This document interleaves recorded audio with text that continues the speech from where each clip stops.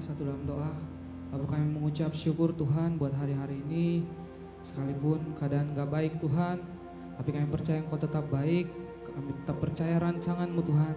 Saat ini kami satukan hati, kami berdoa Tuhan bagi generasi kami di tengah-tengah wabah Covid Tuhan Yesus, di tengah krisis ekonomi ini Tuhan, biar kami tetap menjadi generasi yang bersinar Bapak yang baik, menjadi garam dan terang dunia Tuhan.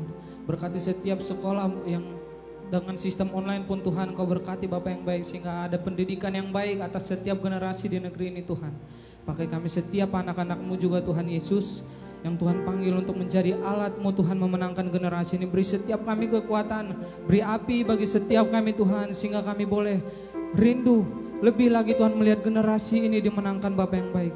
Terima kasih Tuhan, kami berdoa buat hamba-hamba-Mu yang menjadi pemimpin kami, Pak Niko yang jadi gembala sidang kami Tuhan, Pak Budianto Totong gembala rayon 1H, dan gembala kami di tempat ini Pastor Jo dan Ibu Olga. Tuhan Yesus, Engkau berkati pemimpin rohani kami, urapi Tuhan, sehingga boleh mempunyai hikmat dan kebijaksanaan untuk membawa kami di tengah-tengah setiap pergumulan saat ini Bapak yang baik. Terima kasih Tuhan, kami berdoa Tuhan buat bangsa Indonesia, ada damai Tuhan atas Indonesia, ada kemuliaan Tuhan. Kami percaya apapun yang terjadi saat ini Engkau tetap baik Bapak yang baik, dan kami deklarasikan, kami mengucap syukur Tuhan.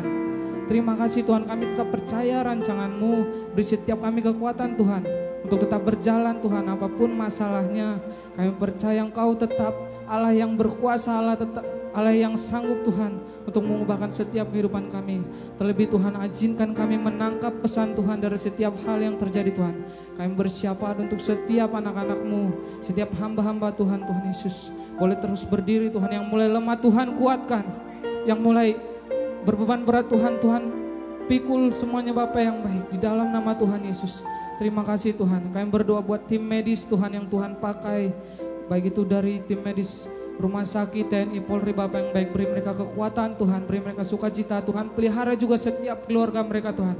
Kami berdoa melepaskan berkat bagi mereka Tuhan yang bertaruh di barisan terdepan Tuhan untuk melayani, untuk menghadapi penyebaran virus corona ini Tuhan. Kau berkati Bapak yang baik, beri kekuatan, beri kesehatan, proteksi sempurna Tuhan di dalam nama Tuhan Yesus.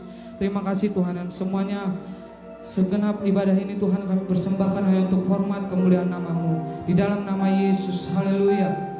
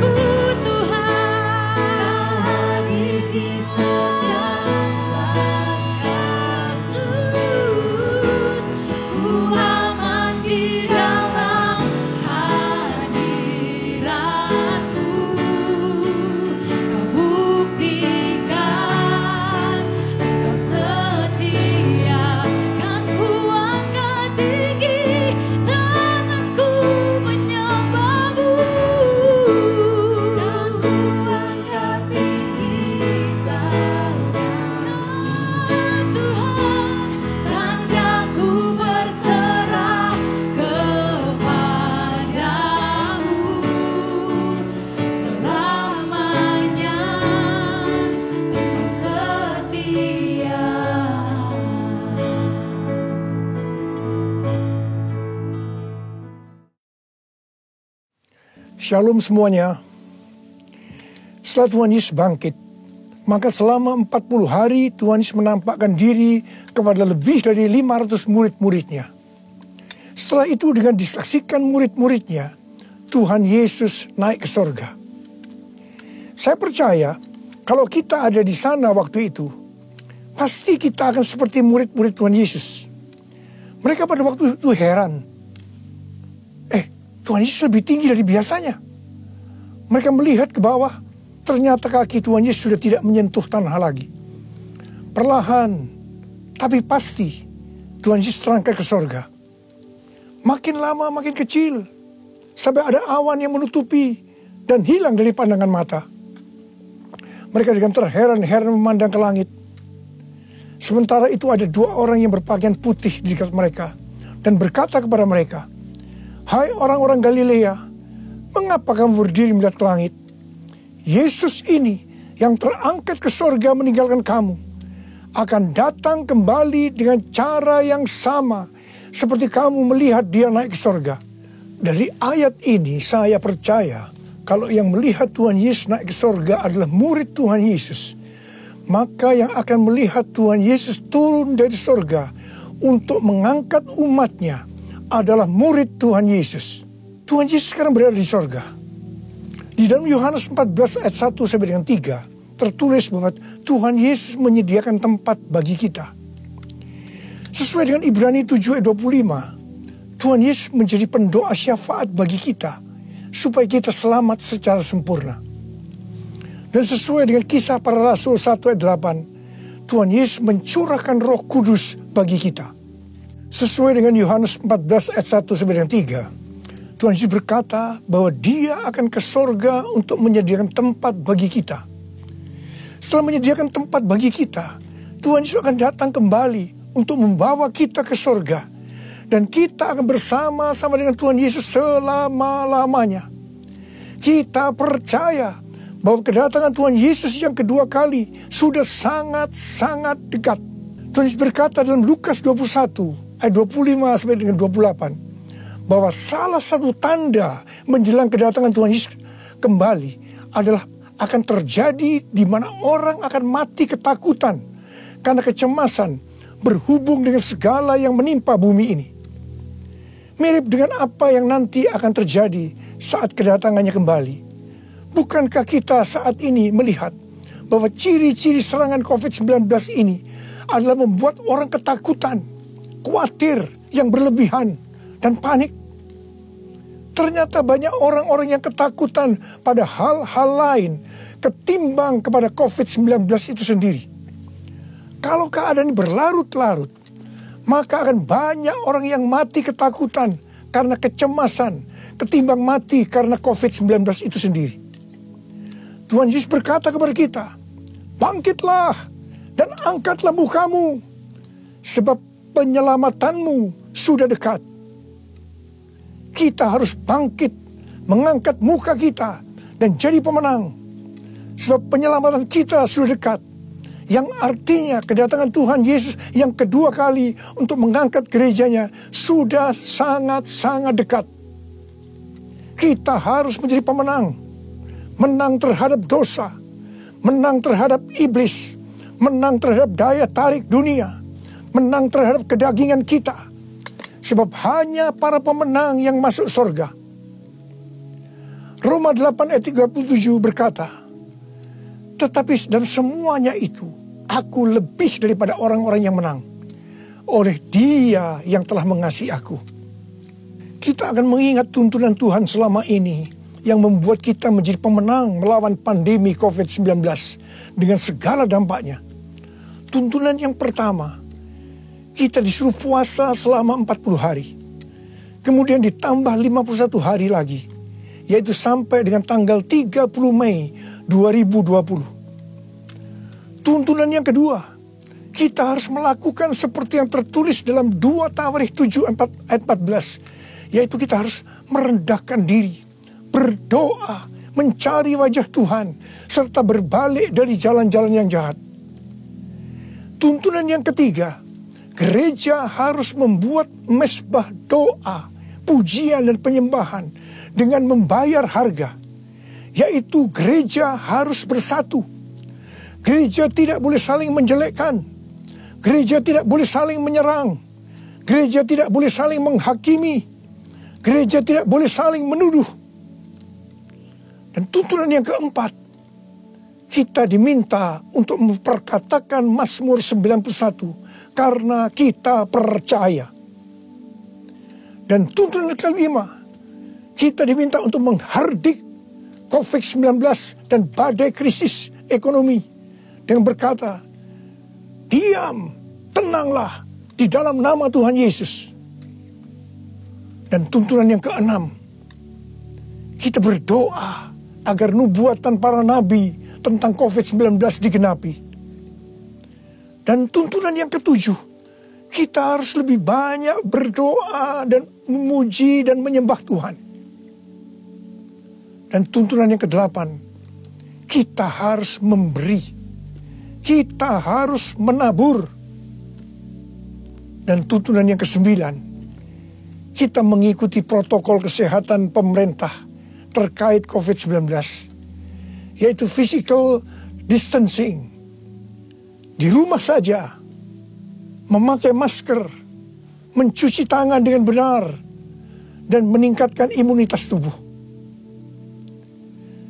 Dampak pandemi COVID-19 saat ini adalah kita mulai memasuki krisis ekonomi dunia, termasuk Indonesia. Ini yang benar-benar harus kita doakan, karena ini bisa memicu krisis sosial.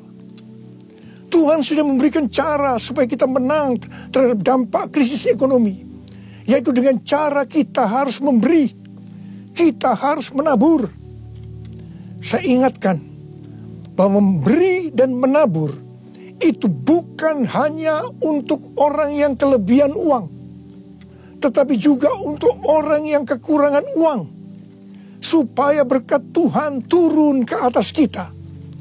Sebab Alkitab berkata, berilah, maka engkau akan diberi. Saya ingat waktu Tuhan menyuruh saya membangun gedung SICC yang relatif besar. Keuangan yang ada jauh lebih kecil dibandingkan dengan biaya yang harus dikeluarkan. Setiap kali akan membayar termin, selalu dengan pergumulan yang berat. Sebiasanya Tuhan izinkan last minute, baru ada uang untuk membayar. Jadi setiap kali kita empot-empotan, kita hanya bergantung kepada Tuhan, karena kita tidak tahu bagaimana caranya untuk mendapatkan uang itu.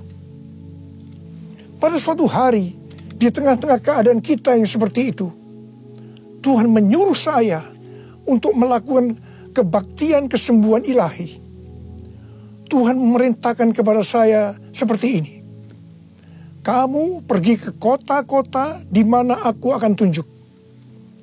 Kalau kamu tiba di kota itu, ajak gereja-gereja untuk membawa orang-orang miskin, orang-orang sakit, orang yang tidak punya uang untuk ke dokter.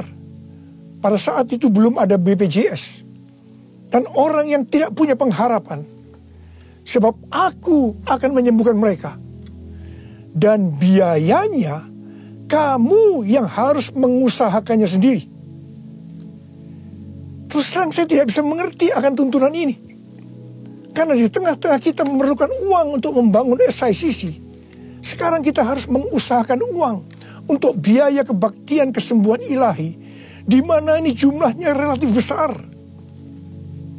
Saya bertanya kepada Tuhan, bagaimana cara untuk mendapatkan uang itu? Dan Tuhan memberikan tuntunan. Tuntunan pertama, saya yang pertama-tama harus menabur. Seperti Daud waktu mempersiapkan pembangunan Bait Allah. Pertama-tama Daud sendiri secara pribadi yang menabur. Jadi pada waktu itu, saya merekam lagu-lagu saya dengan biaya sendiri. Dan hasil penjualan CD, semuanya saya serahkan untuk pembangunan SICC. Dan tuntunan yang kedua, Tuhan menyuruh saya untuk mengumumkan kepada jemaat untuk menabur.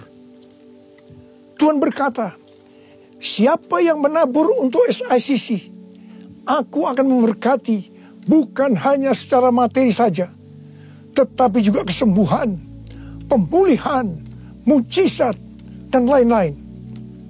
Ternyata ketika jemaat mulai menabur, mereka mengalami janji Tuhan.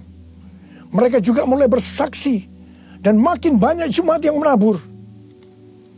Jadi SICC ini dibangun tidak melalui penggalangan dana, tidak melalui pinjaman bank, dan sampai terakhir tidak ada hutang. Haleluya! Tuhan Yesus baik. Karena itu, mari saya mau mengajak saudara-saudara semua untuk kita menabur bagi mereka yang terdampak pandemi COVID-19 itu. Seperti yang tertulis dalam Amsal 14 ayat 21b yang berkata, berbahagialah orang yang menaruh belas kasihan kepada orang yang menderita.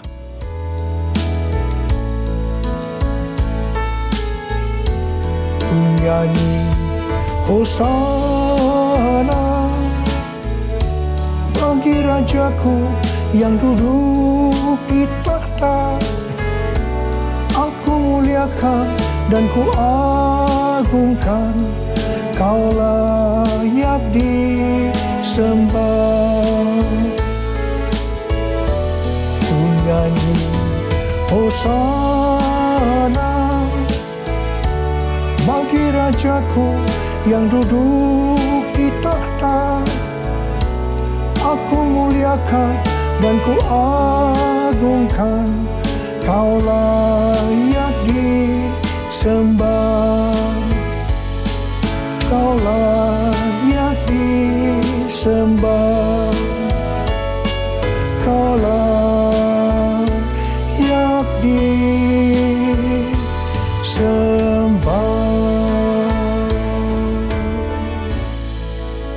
Ketika Tuhan Yesus akan naik ke sorga, Dia memberikan pesan yang terakhir kepada murid-muridnya.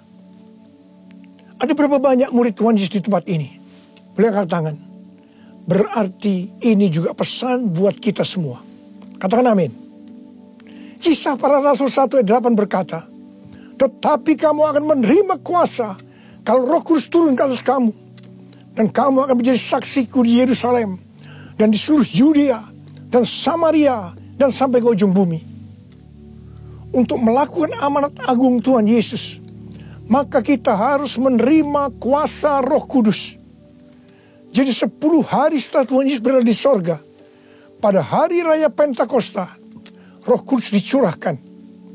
Murid-murid Tuhan Yesus dipenuhi Roh Kudus dengan tanda awal berbahasa roh, dan mereka melakukan amanat agung Tuhan Yesus. Ini yang Tuhan sebutkan sebagai Pentakosta pertama. Pentakosta pertama ini dahsyat. Mengapa? Sebab dalam kurun waktu 100 tahun, 70% dari dunia yang dikenal waktu itu menjadi Kristen. Jadi Pentakosta pertama itu dahsyat. Pertanyaannya, apakah amanat agung Tuhan Yesus sudah selesai? Belum. Karena itu, pada tahun 1906, Tuhan mencurahkan Roh Kudus di Azusa Street. Seorang hamba Tuhan yang bernama William Seymour dipakai Tuhan.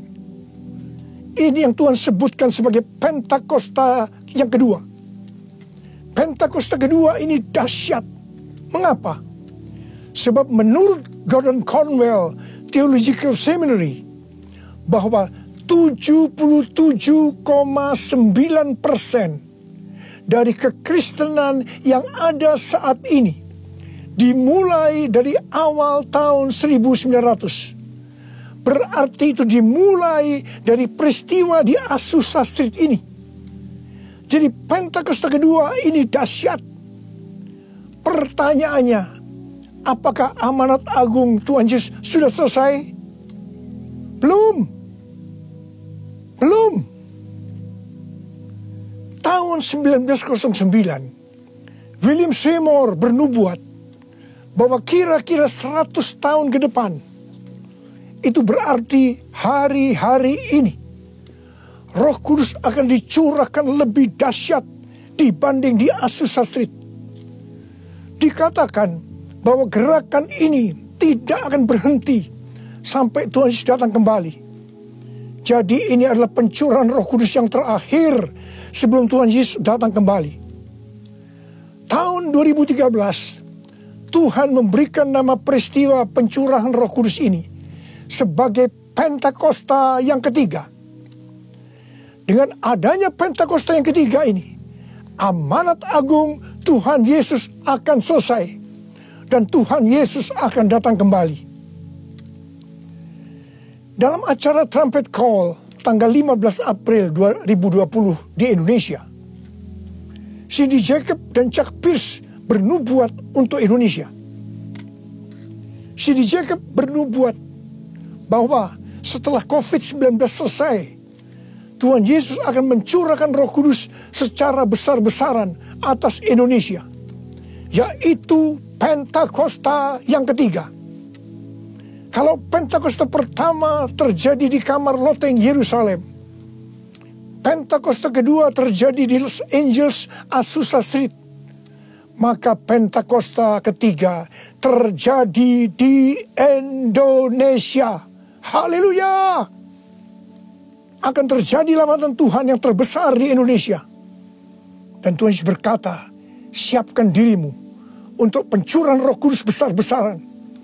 Roh Kudus akan melanda dengan dahsyat mulai dari timur ke barat.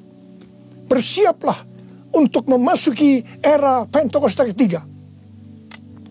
Chuck Pierce bernubuat bahwa Tuhan sedang membawa pasukan Tuhan di Indonesia memasuki musim yang baru, yaitu menyiapkan lumbung-lumbung untuk menampung tuaian jiwa-jiwa.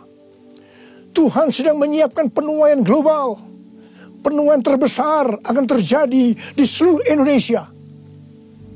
Dan Tuhan memberitahu kepada saya agar memeriksa barisan dari kul. Pemuritan akan terjadi di kul. Dan saya minta, sekali lagi saya mau katakan, saya minta agar saudara-saudara bergabung dalam kul. Mari, saya akan berdoa agar Roh Kudus dicurahkan memenuhi kita semua. Dan untuk memberikan kepada kita kuasa untuk melakukan amanat agung Tuhan Yesus. Mari, saya ajak saudara untuk menyanyikan lagu ini bersama-sama. Curahkanlah kuasa-Mu Tuhan, mujizat terjadi di tempat ini. Curahkanlah kuasa-Mu Tuhan, mujizat terjadi sekarang ini. Curahkanlah kuasa-Mu Tuhan, mujizat terjadi di tempat ini. Curahkanlah kuasa-Mu Tuhan, mujizat terjadi sekarang ini. Mujizat terjadi sekarang ini. Mujizat terjadi sekarang ini.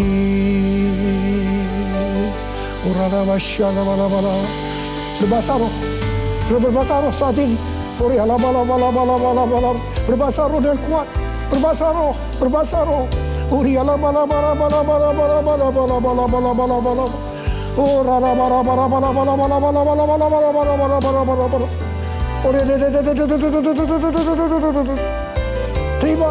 Terima kuasa. Terima kuasa. Roh Kudus sedang dicurahkan.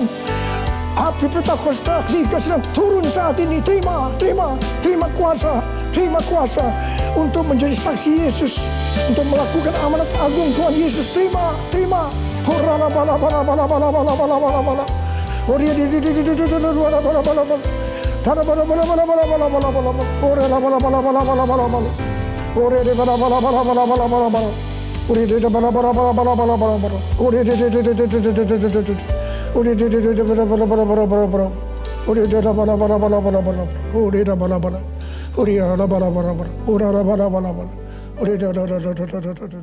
Saudara-saudara, kita akan masuk ke dalam perjamuan kudus. Kita akan mengingat ayat ini. Sebab setiap kali kamu makan roti ini dan minum cawan ini, kamu memberitakan kematian Tuhan sampai Ia datang. Perjamuan kudus adalah perjamuan Tuhan Yesus sendiri. Setiap kali kita masuk dalam perjamuan kudus, Tuhan Yesus selalu berkata, biarlah ini menjadi peringatan akan daku. Mari, arahkan hati saudara kepada kebaikan Tuhan. Kita akan mengingat kebaikan Tuhan. Mari, turunkan kepala. Siapakah kami ini ya Tuhan? Sebelum kami mengenal Engkau, kami semua orang-orang berdosa. Upah dosa adalah maut, mati. Tapi Engkau yang tidak berdosa telah dijadikan dosa oleh karena kami. Engkau harus turun dari surga mulia, mati ganti kami dengan penderitaan yang luar biasa. Sungguh kalau kami pikirkan ya Tuhan, betapa baiknya Engkau itu. Engkau jadikan kami sebagai anak-anak-Mu. Engkau tuntun kami, Engkau bela, Engkau lindungi, Engkau tegur kalau kami salah. Itu Engkau ya Aba, itu Engkau ya Tuhan. Saudara, Tuhan akan memberkati saudara melalui perjamuan kudus. Tapi Tuhan mau agar kita makan dan minum dengan cara yang benar. Karena itu masing-masing sekarang berdoa. Introspeksi. Lihat keadaan dirimu masing-masing. Jangan menyimpan dosa. Mari. Lihat keadaan diri saudara. Kalau ada dosa yang selama ini tidak pernah diselesaikan, ini saatnya kita selesaikan. Supaya saudara diberkati. Katakan, ampuni saya Tuhan. Ampuni saya Tuhan. Ampuni ya Tuhan. Bapa, kami akan masuk dalam perjamuan kudus dengan hati yang penuh ucapan syukur. Dalam nama Yesus kami berdoa. Amin. Mari angkat roti saudara di tangan kanan kita tinggi-tinggi. Sebab apa yang telah kuteruskan kepadamu telah aku terima dari Tuhan. Yaitu bahwa Tuhan Yesus pada waktu malam ia diserahkan, mengambil roti. Dan sesudah itu ia mengucap syukur atasnya. Dia memecah-mecahkannya dan berkata, inilah tubuhku yang diserahkan bagi kamu. Perbuatlah ini menjadi peringatan akan aku. Saudara dikasihi Tuhan, bukankah roti yang kita pecah-pecahkan ini adalah persekutuan kita dengan tubuh Kristus? Mari kita makan dalam nama Yesus.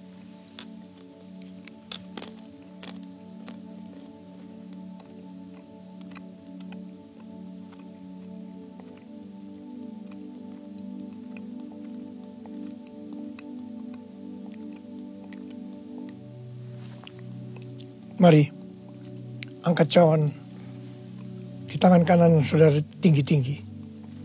Demikian juga ia mengambil cawan sesudah makan lalu berkata, cawan ini adalah perjanjian baru yang dimeteraikan oleh darahku. Perbuatlah ini setiap kali kamu meminumnya menjadi peringatan akan aku. Saudara kasih Tuhan, bukankah cawan pengucapan syukur yang atasnya kita ucapkan syukur adalah persekutuan kita dengan darah Yesus? Mari kita minum dalam nama Yesus.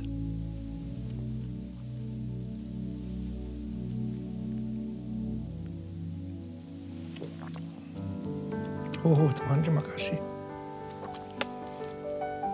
Katakan terima kasih. Dengan suara, ucapkan terima kasih kepada Tuhan. Ucapkan terima kasih kepada Tuhan. Mari saudara, angkat tangan saudara. Oh rarabasya karabalabala. Tuhan terima kasih buat kebaikan Tuhan. Tuhan terima kasih buat kebaikan Tuhan. Tuhan terima kasih buat kebaikan Tuhan. Terima kasih, terima kasih. Kalau kami ada sebagaimana kami ada saat ini ya Tuhan. Semua karena kemurahan Tuhan. Tuhan terima kasih. Berkat-Mu melimpah buat anak-anak-Mu. Terima kasih buat penjagaan selama ini. Perlindungan-Mu terhadap anak-anak-Mu ya Tuhan. Sehingga hari ini, pada hari peringatan kenaikan Tuhan Yesus ke sorga, kami boleh mengadakan perjamuan kudus bersama-sama. Tuhan, berkat-Mu melimpah buat anak-anak-Mu. Jika ada yang sakit Tuhan, kami berdoa buat mereka, sembuh dalam nama Yesus. Sembuh dalam nama Yesus. Terima mujizat Tuhan. Terima mujizat Tuhan. Tuhan, Engkau sendiri juga menjaga anak-anak-Mu. Tidak ada yang krisis secara ekonomi Tuhan. Engkau mencukupkan mereka. Malah memberikan hidup yang berkelimpahan buat mereka. Tuhan terima kasih, terima. Kau terima. Terima.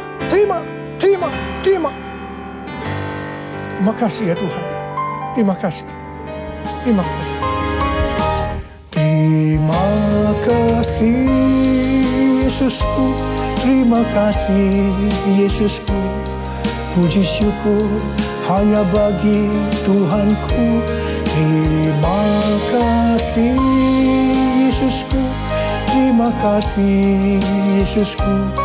Puji syukur hanya bagi Tuhanku. Puji syukur hanya bagi Tuhanku. Puji syukur hanya bagi Tuhanku. Mari angkat tangan saudara. Terimalah berkat Tuhan.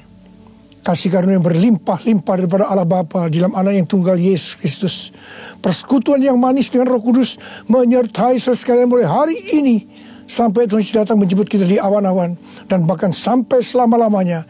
Yang percaya bersama-sama katakan amin.